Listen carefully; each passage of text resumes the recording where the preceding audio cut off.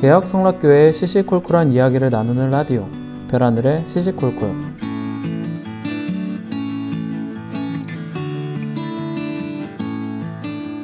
안녕하세요, 별하늘입니다. 이 방송은 현재 우리 교회의 개혁 이야기 그리고 성도분들의 다양한 이야기들을 나누며 함께 소통하는 라디오입니다. 네, 안녕하세요. 좀 늦었지만 2019년 새해 첫 방송입니다. 이게 해가 바뀐다는 게 가만히 생각해보면 이제 그냥 여느 때와 다름없는 추운 겨울날이 그냥 하루 더 지나간 것 뿐인 것도 같은데, 이게 달력을 이렇게 2018년 거에서 19년 걸로 새로 바꿔 달고 나니까 이제 정말 새로운 시간이 또 시작이 됐구나 하는 생각이 들면서 비로소 또 실감이 나는 것 같아요. 그러고 보니까 다음 주에는 또 설 연휴가 있죠. 이제 2월 2, 3일 주말부터 해서 4, 5, 6일까지 쭉 좀 길게 되는데, 성도 여러분들도 이런 시간에 좀 기회를 삼아서 이제 못 봤던 친척분들도 또 만나시고 혹은 또 가족들이 모일 수 있는 시간이 됐으면 좋겠습니다. 네, 요즘 금요일이나 주일에 교회를 가면은 좀 여러 가지로 기대가 참 많이 되는데요. 물론 이제 2019년이 되면서 이제 예배 때 올라오시는 목사님들이 좀 바뀌어서이기도 하고요. 요즘 사실은 이제 이게 본심인데, 성신 카페에서 요즘 계속 여러 가지 신메뉴들이 좀 나오고 있어요. 전에는 그러니까 한 작년 12월쯤에는 겨울 메뉴라고 막 파니니 같은 거, 뭐 토피넛 라떼, 뭐 허니브레드 이런 게 나오더니 요즘에는 또 막 딸기 라떼, 망고 라떼, 뭐 그리고 고속도로 휴게소에서 막 많이 보던 거 있잖아요. 그래서 소떡소떡 막 이런 것까지 나오더라고요. 그것도 모자라서 한 지난주쯤에는 아마 거기 하시는 분이 막 밀크티 삼총사라 그러는데, 뭐 녹차 라떼에 뭐 밀크티 뭐 이런 거 같이 또 새로 나왔더라고요. 참 성신 카페가 처음에 오픈했을 때는 커피 두세 종류, 뭐 차 몇 종류 막 이 정도밖에 없이 이렇게 시작을 했었는데, 이게 어느새 이렇게 일반 카페 못지않은 곳이 된 것 같아요. 게다가 여기가 가성비가 참 좋아요. 특히 막 소떡소떡도 나왔다길래 3,000원 하지 않을까 했는데 2,000원 한다는 걸 듣고 여기가 진짜 돈 벌려고 하는 게 아니라 사람 중심이구나 라는 걸 좀 느꼈어요. 그래서 이제 전 요즘 금요일이나 주일에 교회 갈 때는 웬만하면 이제 항상 현금을 좀 미리 들고 기다립니다. 뭐 기존 메뉴도 많이 먹어봤는데요, 신메뉴가 나오면은 이제 왠지 또 호기심에 막 궁금해가지고 이제 싫어하는 거 안 들어갔으면 이제 한 번씩 다 먹어보거든요. 근데 확실히 지금까지 먹었던 것 중에 맛없던 게 없었던 걸 생각하면 성신 카페가 확실히 뭘 만들어도 참 맛있게 잘 만드는 것 같아요. 새해 첫 달도 이제 벌써 거의 다 끝나가고 있는데요. 성도 여러분들은 새해 새로움을 얼마나 간직하고 계신가요? 혹시 작년 표어를 이제 기억하시나요? 2018년 표어는 새로운 시작 예수 그리스도였습니다. 이제 그 과거의 패단에서 이제 잘못된 것들에서 빠져나와서 새롭게 예수만을 의지하며 시작해보자 라는 방향을 담은 표어라고 할 수 있겠죠. 그리고 올해 표어는 다들 아시죠? 바로 하나님을 기쁘시게 이웃을 행복하게입니다. 작년 표어가 이제 예수 그리스도로 새롭게 시작한다라는 이제 우리의 시작과 방향을 얘기했다면, 이제 올해 표어는 그렇게 시작한 우리가 해야 할 일, 바로 하나님을 기쁘시게 이웃을 행복하게, 이렇게 우리가 해야 할 일을 담고 있는 표어라고 생각이 돼요. 그러니까 우리 교회 안에서도 혹은 또 이제 밖에서도 이제 주변 세상 사람들이나 혹은 다른 이제 한국 교회 교계 사람들에게도 우리가 이제 하나님의 선한 열매를 맺는 걸 또 보여주고 또 그걸 또 나눌 수 있는 우리 성락교회가 되었으면 하네요. 요즘 매주 목요일마다 아가페홀에서 이제 청년 비전 모임, 그러니까 줄여서 청비모가 진행되고 있어요. 그 이름처럼 청년부에서 주관하는 거고, 전부터도 이제 계속 하던 건데 이번이 이제 시즌 3라고 합니다. 시즌 1, 2 때는 제가 잘 몰랐는데, 그 이번 거 주제가 예수의 언행 새롭게 읽기, 그러니까 카테고리상으로 성경 인문학으로 총 4주 동안 하는 건데요. 지난주까지 2번을 했습니다. 제가 갑자기 이 얘기를 꺼내는 이유는 뭐냐면요, 이번 시즌에 그 청비모에 강사로 오신 그 외부 강사분이 웬만한 분들은 다들 아실 주원규 목사님이세요. 이 목사님 이제 전에도 우리 교회 오셔서 토요 특강도 해주시고 이제 금요 기도회 때도 말씀 전해주셨던 거 이제 다들 아시죠? 근데 이제 이번에는 뭐 어떻게 됐는지 청년부 모임에 강사로 오시게 되었나 봐요.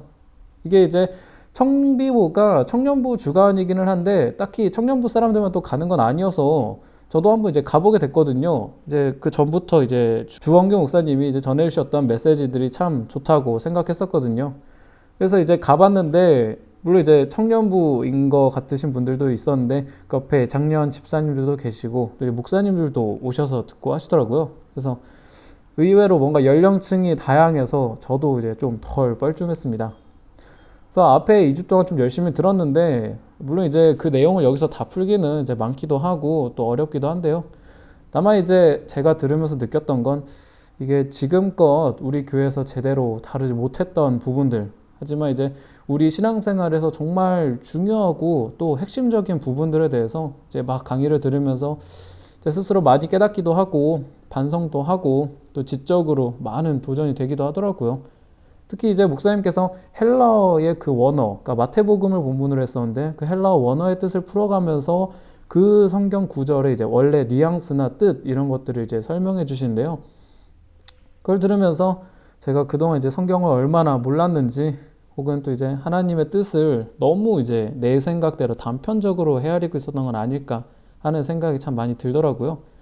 어쨌거나 이제 나머지 2번의 시간도 참 기대가 됩니다. 혹시 갈까 말까 고민하시는 분들이 있으면 꼭 한번 와보세요. 목요일 저녁 7시 반에 아가페올입니다. 네, 이번에는 법률 뉴스 시간입니다. 좀 그동안 밀려 있었던, 방송 쉬었던 동안 여러 개가 또 쌓여 있었는데요. 그동안에 있었던 여러 법적 결과들이나 이제 재판들에 대해서 좀 중요했던 것들을 하나씩 짚고 넘어가 보도록 하겠습니다. 먼저 이제 1월 14일 월요일에 이제 우리 개혁교회 측의 20명에 대해서 재판이 열렸었습니다. 이 재판이 무슨 내용이냐면요. 이제 2017년 초, 그러니까 개혁이 막 시작되던 초기에 신길본당에서 이제 우리의 예배를 세우기 위해서 많은 사람들이 노력하고 또 희생했던 게 있었죠. 그 중에서 이제 옆 동네가 예배방해라는 말도 안 되는 건으로 이제 고소를 해서 재판을 받게 된 분들이 있습니다. 이게 원래 처음에 불기소에 이제 그 불기소에 대해서 항고를 한 것도 기각이 됐었는데요. 어째선지 재정 신청 단계에서 이게 받아들여져 가지고 공소 제기, 그러니까 기소가 됐더라고요. 돌아보면 2017년 초에 우리 개혁 성도들은 더 이상 불의한 목사가 설교하는 예배를 드리지 않기로 결정을 하고 신길본당에서 11시 예배를 드리려고 했죠. 그랬더니 옆 동네에서는 갑자기 주보에다가 그 예배 시간 안내 나오는 란에다가 원래 11시 예배가 장소가 3개 센터만 있었는데 그 옆에 이제 신길본당, 이제 괄호치고 위성 이렇게 적어놓고는 그걸 구실로 이제 옆 동네 교인들을 막 신길본당에 보내면서 이제 우리 개혁 성도들 예배를 맡기 시작했죠. 평소에는 11시 예배를 센터에서만 드려놓고는 그 시간에 아무도 안 쓰는 신길본당에서 우리가 예배를 드리겠다고 하니까 부랴부랴 주보에다가 위성 한 단어 적어놓고는 위성 예배 틀어달라 막 이러고 어거지를 부리기 시작했던 거죠. 그러니까 그 당시에 고소를 당했던 많은 분들의 이제 고소당한 그런 것들을 보면은 옆 동네에서 주장하는 게 우리가 거기서 위성 예배를 드려야 했는데 우리가 방해했다 이런 식으로 이제 얘기를 하는 거죠. 개혁 예배 초기에 많은 그런 충돌과 갈등들이 이제 바로 여기서부터 비롯되었다고 저는 봅니다. 쉽게 말해서 이제 옆 동네 할아버지와 그를 이제 비호하는 세력들이 자기들을 따르는 교인들을 이제 방패이자 장기말로 부리면서 이 일이 시작된 거죠. 이제 그 과정에서 2017년 4월 23일에 개혁 첫 주일 예배가 드려졌죠. 그리고 그 이후의 예배에서도 우리 개혁교회 측은 한 주 한 주 이번 주는 예배 드릴 수 있을까? 이번 주는 무슨 일이 뭐 있진 않을까? 하는 긴장과 걱정 속에서 지냈었죠.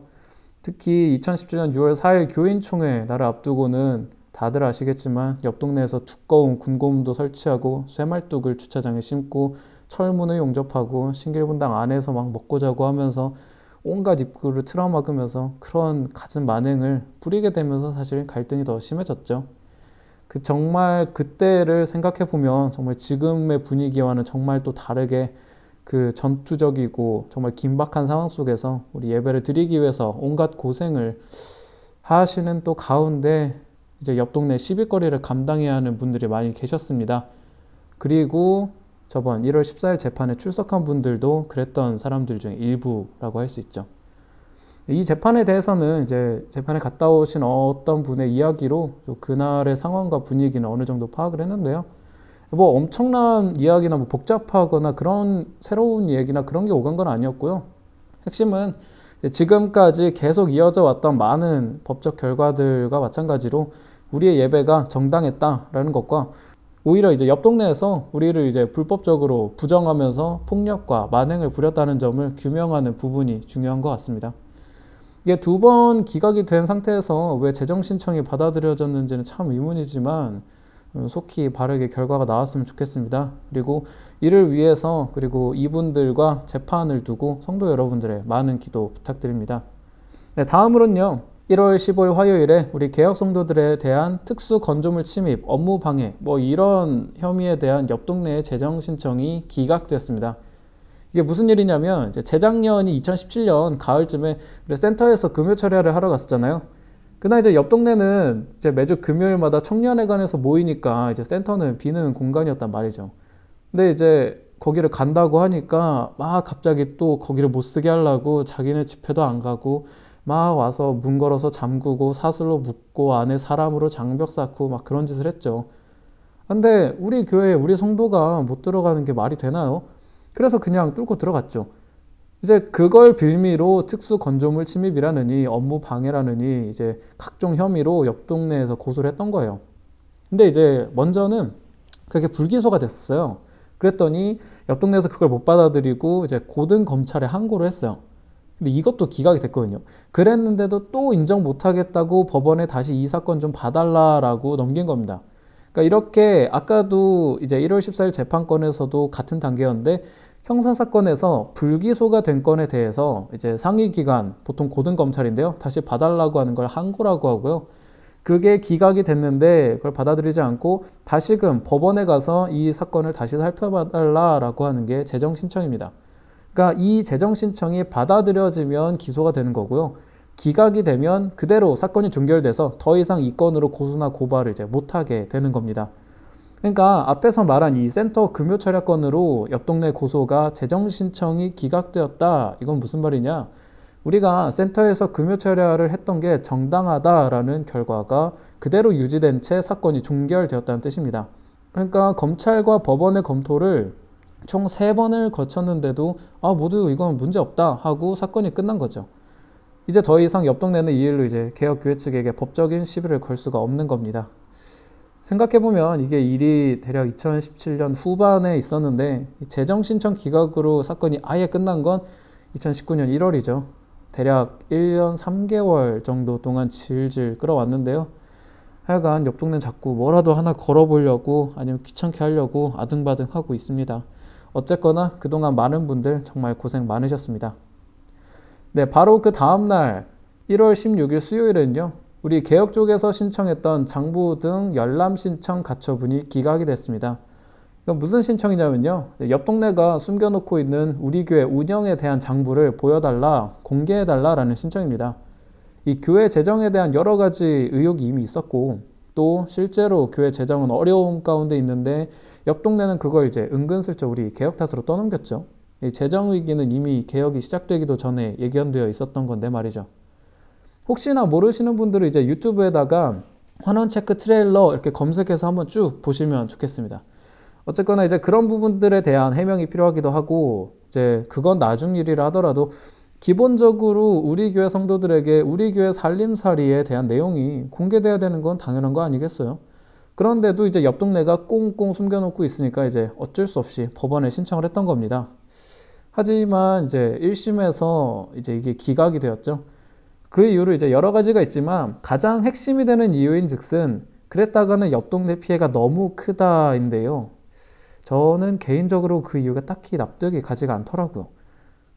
지금껏 우리 모두가 다 알았어야 함에도 불구하고 모르고 있던 우리 교회 살림을 우리가 확인하겠다는데 이게 문제가 있을 수가 없는데 왜 우리의 권리 행사가 법원에 의해 막혀야 되나 싶은 거죠. 그러니까 예를 들어서 우리 집 가계부를 우리 가족이 보겠다는데 그걸 다른 집 사람이 막는 게 말이 안 되는 거랑 같은 거라고 생각해요.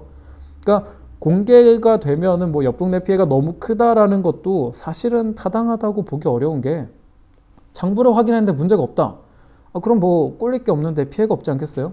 아니면 뭐 문제가 있다. 그러면 그건 이제 당연히 그 일을 했던 사람들이 책임을 져야 하겠죠. 근데 그거를 일방적으로 옆 동네에 피해라고 보는 것 자체가 잘못됐다 이겁니다. 그러니까 분명 결정문에서 우리 개혁 성도들도 같은 교인이라고 인정했음에도 불구하고 뭐옆 동네가 어떤 관리권이나 행정권을 정당하게 쥐고 있는 것처럼 판단했기 때문에 이런 이유가 나온 게 아닌가 싶은데요. 뭐 어쨌든 바로 항고를 하겠지만요. 이번 건의 결정은 좀 옆 동네의 궤변이 좀 많이 받아들여진 것 같아서 살짝 찝찝합니다.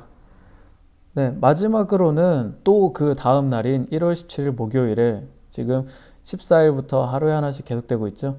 이제 옆 동네에서 신청했던 우리 개혁교회 측에 대한 헌금 처분 금지 등 가처분이 기각됐습니다. 이건 무슨 내용이냐면요. 이제 원래 전부터 이제 옆 동네가 맨날 우리 보고 뭐 헌금 도둑이니 뭐니 하잖아요. 그거에서 이제 나온 거예요. 그래서 이제 옆 동네가 우리 개혁 측하고 또 이제 우리가 헌금을 보관하든지 하는 그런 계좌랑 연결된 은행들한테도 싸잡아서 너네 헌금 내놔, 장부도 내놔, 계좌도 쓰지 마 이런 식으로 욕을 한 겁니다. 쉽게 말해서 개혁 측이 가지고 있는 성도들의 헌금을 전부 몰수하고 장부를 뒤지겠다는 거죠. 이게 기각이 된 겁니다. 사실 생각해보면 당연하죠. 결정문의 내용을 좀 더 살펴보도록 할게요. 옆 동네가 우리한테 이제 가처분을 걸 때 총 4명을 대상으로 했어요. 3명은 이제 우리 교계협의 대표격으로 있는 분들이고요. 나머지 하나는 교계협이라는 단체 자체를 상대로 걸었습니다. 이 앞에 3명은 그렇다 치고 왜 교계협 자체에다 걸었나 싶죠? 일단은 이 건이 아니더라도, 그러니까 일반적으로 재판에서는 실제 사람이 아니더라도 법인 혹은 이제 비법인 사단 등의 단체를 대상으로도 소송을 걸 수가 있어요. 근데 이제 문제는 왜 옆 동네가 교계협에 대고 소송을 걸었느냐입니다. 옆 동네는 맨날 그러죠. 우리가 교회 나가가지고 새살림 차렸다고. 근데 만약에 우리가 정말로 교회를 나가서 외부인으로 있었다면 교계협은 이제 어떤 독립적인 법인 혹은 이제 비법인 사단으로서의 성격을 가지게 됩니다. 쟤네는 그렇게 생각하니까 건 거예요. 근데 팩트를 따져보면 우리는 단 한 번도 교회 나간다고 말한 적도 없고 나간 적도 없죠. 교계협은 엄연히 교회 내 성도들로 구성된 교회 내 단체입니다. 그래서 이제 전에 헌금 횡령이나 뭐 배임 같은 걸로 고소당했던 것도 문제가 없다라고 불기소가 됐었잖아요. 이것도 마찬가지로 교계협은 교회 내 성도들이 모인 내부 모임이기 때문에 무슨 독립적인 비법인 사단이 아니다라고 법원은 분석을 했습니다. 그러니까 당연히 뭐 소송 당사자로서 재판에 참여하고 말고 그럴 능력이 없는 거죠. 이게 재판에서 되게 중요한 부분인데요. 그래서 이제 총 4명의 당사자 중에서 교계협에 대해 신청한 것에 대해서는 법원이 각하, 그러니까 이건 내용을 심리할 필요도 없이 조건부터 잘못되었다라고 결정을 내렸습니다. 뭐 어차피 이겼다는 결과는 마찬가지인데 이제 제가 이 부분을 길게 따로 끌어서 한 이유는 뭐냐면요. 이제 이번 가처분에서 옆 동네가 교계협이라는 단체를 대상으로 신청을 걸었다는 건 옆 동네가 우리 개혁 성도들을 교회 나간 외부인으로서 보고 있다는 사실을 의미하고요. 그게 기각이 아니라 각하가 되었다는 건 이제 교계협과 이제 교계협을 지지하고 이제 개혁을 지지하는 우리 개혁 교회 측 성도들이 엄연히 우리 교회 성도이며 교계협 또한 교회 내부 단체임을 이제 법원이 올바르게 인식했다는 또 한 번의 증거가 되기 때문에 중요한 겁니다. 다음으로 이제 직접 사람에 대해서는 일단 내용 판단에 들어가는데요. 결론은 뭐 인용할 이유 없다입니다. 근데 이제 디테일한 내용을 살펴보면 또 가관인데요.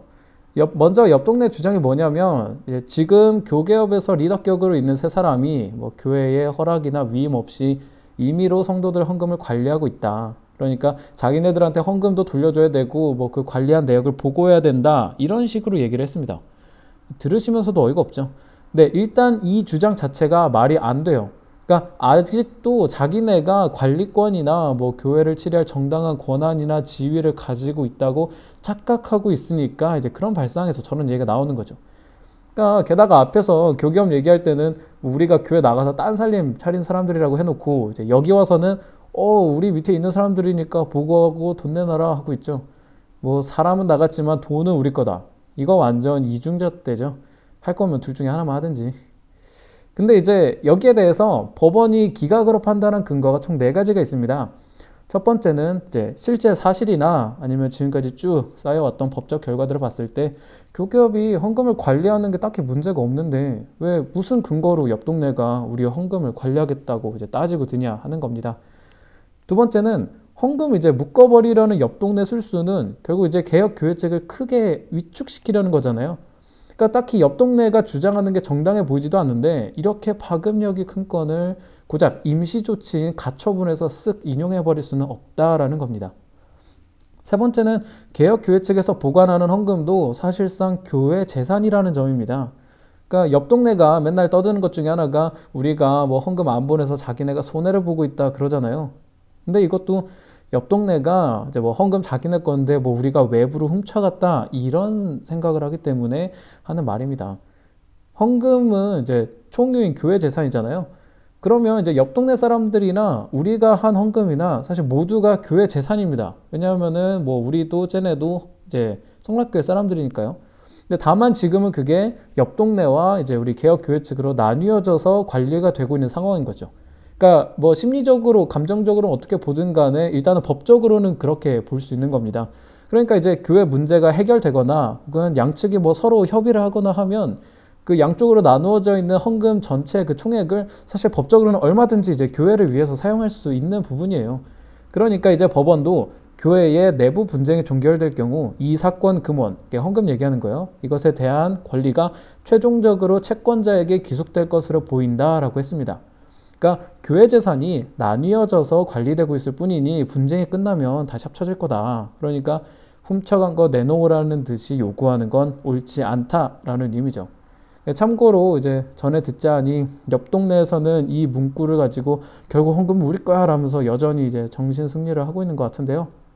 여기서 채권자는 엄밀히 말해서 옆 동네 사람들이 얘기하는 게 아니라 이 비법인 사단인 성락교회 전체 그 자체를 말하는 겁니다. 그러니까 옆 동네는 자기네만 교회라고 여전히 착각을 하고 있으니까 뭐 교회에 귀속된다라는 말이 무슨 자기네한테 돈 준다는 식으로 이제 내용을 오해하고 있는데요. 정확히 말하자면 이 부분은 나뉘어져서 관리되고 있는 교회 재산이 나중에는 하나로 합쳐진다라는 의미를 해석하는 게 보다 타당하다고 봅니다. 네, 마지막으로는 본안 소송이 제기가 되지 않았다는 점입니다. 원래 이게 가처분이잖아요. 원래 가처분은 본안 소송을 진행하기 전에 주로 하는 경우가 많은데요. 이제 가처분이란 게 본안 소송을 진행하기 위해서 이제 이 본안 소송이 미처 끝나기도 전에 돌이킬 수 없는 상황이 생기는 걸 막기 위해서 일시적으로 이제 올스톱 시켜놓기 위한 거예요. 그 상황을 고정하기 위한 거죠. 그런데 이제 헌금 관리에 대해서 법원은 자, 이거에 대해서 따질 거면 본안 소송에서 충실히 가려져야 한다라고 보고 있어요. 가처분 결정문에 나와 있는 문구죠. 근데 정작 본안 소송은 제기하지도 않고 이 가처분만 신청했다는 건 이 본안 소송으로 인정을 받아야 할 이런 법적 효력을 상대적으로 얼마 안 걸리는 가처분만으로 누려보겠다는 꼼수를 쓰고 있다고 해석할 수 있는 겁니다. 하지만 그건 앞서서 말씀드린 가처분 제도의 의의와 목적에 정면으로 어긋나는 거예요.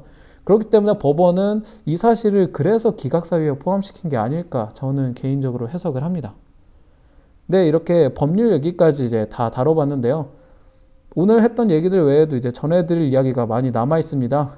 지혜배당 이야기 같은 경우에는 또 한 번에 묶어서 전해드려야 할 것 같고요. 아마 이제 시간 관계상 그 얘기들은 다음 편에서 다뤄보도록 하겠습니다. 하지만 그건 그것대로 하고요. 혹시 듣고 계신 분들 중에 또 다뤘으면 하는 이야기가 있다면 언제든지 별시콜 필친으로 제보해주세요. 오늘의 이야기는 어땠나요? 마음에 드셨다면 구독과 좋아요 한 번씩 눌러주세요. 그리고 카카오톡 필친으로도 별하늘의 시시콜콜 검색하시면 플러스 친구가 나오니까요. 친구 추가하셔서 여러가지 안내도 받으시고 사연 제보도 다양하게 많이 부탁드릴게요.